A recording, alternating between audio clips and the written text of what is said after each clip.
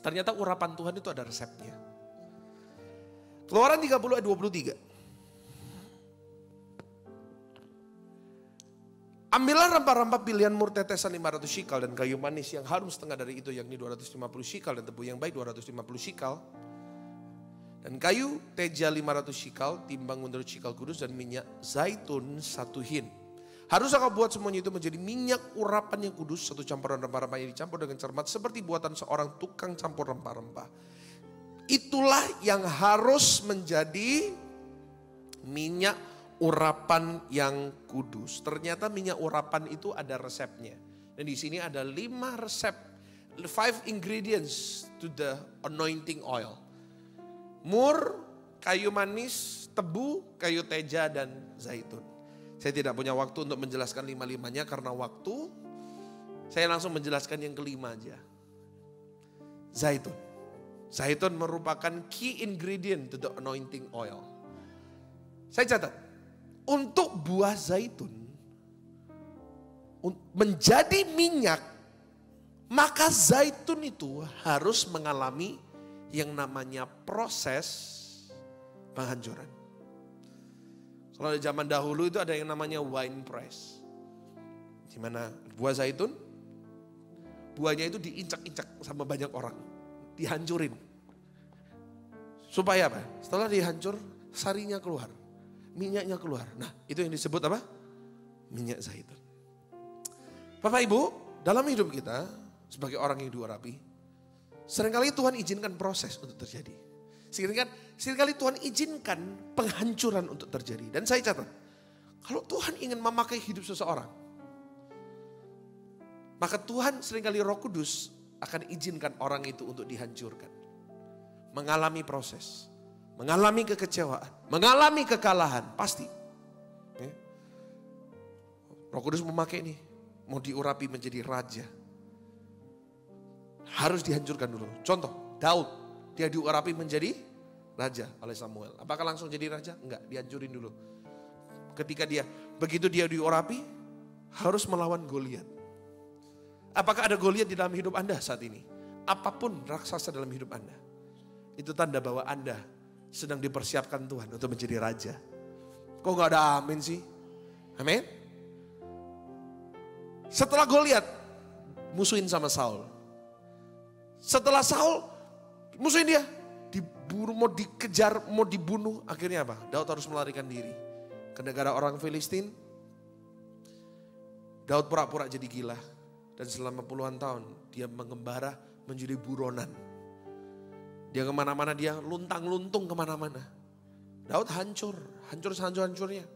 Dia tiarap dia. Daud hancur sebelum dia menjadi raja. Yusuf sebelum menjadi penguasa, dia pun dihancurkan sama Tuhan. Ya, dari enak-enak, dari tempat papanya yang enak, dijual, dimasukkan sumur, dijual jadi budak, difitnah, dimasukin penjara. Pokoknya selama 13 tahun hancur hidupnya. Kenapa Tuhan melakukan itu? Tuhan melakukan itu bukan karena Tuhan jahat atau Tuhan melakukan itu supaya Tuhan ingin kita hancur. Tuhan melakukan itu karena Tuhan ingin kita terpuruk. Enggak. Ingat ya, segala sesuatu yang Tuhan izinkan, semua proses yang Tuhan izinkan itu untuk mendatangkan kebaikan bagi kita. Kenapa? Kok Tuhan sebelum Tuhan mengangkat hidup kita, memakai kita, memberkati kita, dia harus terlebih dahulu menghancurkan kita. Kenapa? Karena maksud Tuhan dalam proses penghancuran, adalah Tuhan ingin menghancurkan kesombongan kita. Tuhan ingin menghancurkan ego kita. Tuhan ingin menghancurkan perasaan mampu kita. Tuhan ingin menghancurkan perasaan hebat kita. Kenapa? Bapak Ibu pernah gak lihat orang hebat, pinter sih? Mampu sih. Tapi begitu dia naik, jatuhnya lebih dalam. Jatuhnya lebih parah daripada sebelumnya. Pernah gak? Banyak yang seperti itu.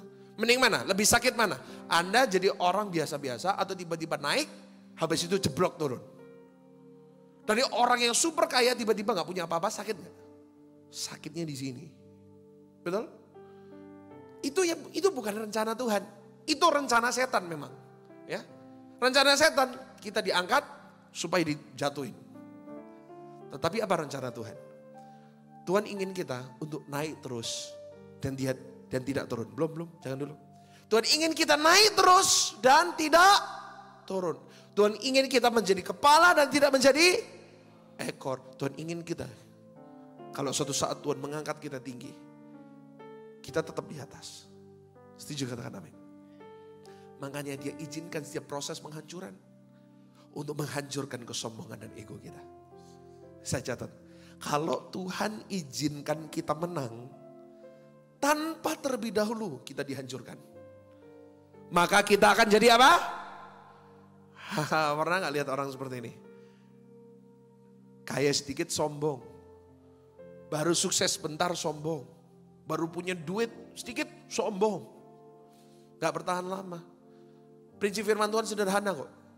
Orang yang meninggikan diri akan direndahkan. Anda ingin direndahkan dalam hidup ini? Gampang, jadilah orang yang sombong. Ya. Tinggi hati mendahului kehancuran. Anda ingin hancur pekerjaanmu? Gampang, jadilah orang yang sombong.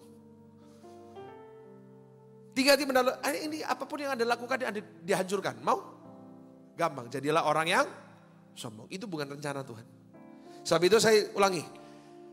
Tuhan izinkan kita menang tanpa terlebih dahulu dihancurkan. Kita akan jadi sombong. Dan hasilnya adalah kita jatuh jauh lebih dalam dari sebelumnya. Tuhan gak mau itu. Jadi Bapak Ibu, apakah hari ini Anda sedang di dalam proses penghancuran Tuhan? Berarti Tuhan sayang sama kita. Sekali lagi, berarti Tuhan sayang sama kita. Artinya Tuhan sedang mempersiapkan kita untuk naik dan terbang lebih tinggi. Amin. Apakah Anda hari-hari ini sedang di dalam proses penghancuran? Sebagai penutup, saya akan pemain musik BL Singers boleh maju ke depan. Ketika proses itu datang dalam hidup kita, ketika kita sebagai zaitun itu kita dihancurkan, maka yang tidak boleh hilang adalah imanmu. Yang jangan hancur adalah imanmu, tapi hancurkan kesombonganmu. Banyak orang salah.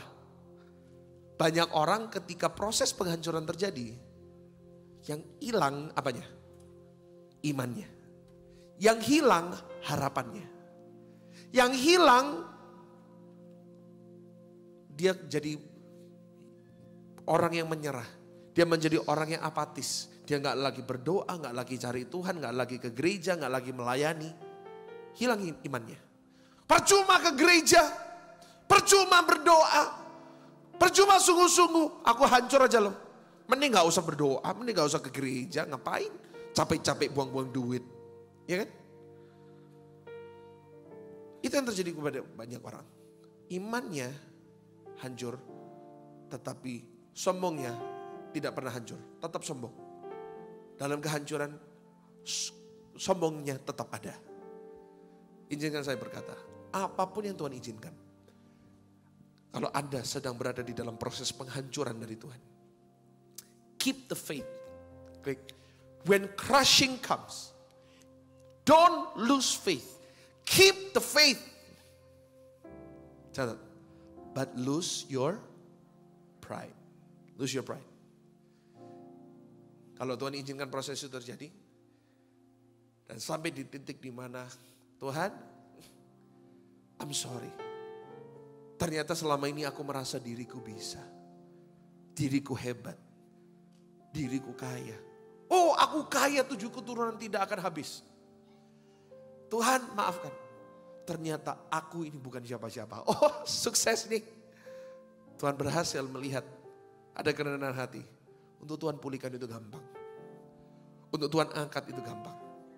Tuhan sayang sama kita. Kenapa? Oleh sebab itu. Tuhan sayang sama kita, oleh sebab itu Dia tidak akan mengangkat kita sebelum Dia temukan hati yang rendah. Kenapa? Kalau masih sombong diangkat bahaya. Pasti jatuh lagi. Sebab itu, apapun yang Tuhan kerjakan, semua proses penghancuran, yang dihancurkan apanya? Dihancurkan apanya? Kesombongan, bukan imannya. Keep the faith, lose the pride. Amin. Saya tidak perpanjang lagi. Tapi saya berdoa apa yang Anda dengar hari ini, Anda boleh camkan dalam hidup Anda. Bukan hanya kita mendengar, tapi kita melakukan. Take home reflection. Bapak Ibu, urapan anak kita mengulang ya. Kita sambil menyimpulkan, sambil kita merenungkan sama-sama. Anda boleh foto. Urapan Allah mengalir kepada orang-orang yang melakukan pekerjaan Tuhan ya. Kalau kita berfungsi, urapan akan mengalir. Klik. Pertanyaan adalah, sudahkah kita berfungsi untuk kerajaan Allah? Ini saya nggak punya jawaban ini. Anda yang punya jawaban ini. Sudahkah kita berfungsi? Kalau belum, kalau aku belum berfungsi, apa yang akan Anda lakukan untuk berfungsi bagi kerajaan Allah? Renungkan sepanjang minggu ini. Pastikan kita mau berfungsi untuk kerajaan Allah. Setuju, katakan yes. Yang kedua, Roh Kudus mengizinkan proses penghancuran untuk terjadi di dalam hidup orang yang diurapi. Dia izinkan itu. Dan setiap proses penghancuran itu bermaksud untuk menghancurkan ego dan kesombongan kita. Pertanyaan saya, kalau hari-hari ini Anda di dalam proses penghancuran, yang hilang apa? Yang hilang imannya kah? Banyak orang hilang imannya. Imannya sudah gak lagi beriman, gak lagi berharap, berhenti berdoa, akhirnya menyerah. Tapi saya boleh katakan, jangan hilang imanmu, hilang apamu? Hilangkan kesombonganmu. Ketika Tuhan melihat itu terjadi, untuk Tuhan mengangkat, itu gampang. Amin, Bapak Ibu. Saya berdoa Anda tidak hanya mendengarkan hari ini, tapi kita melakukan firman Tuhan dalam hidup kita. Tepuk tangan buat Tuhan kita.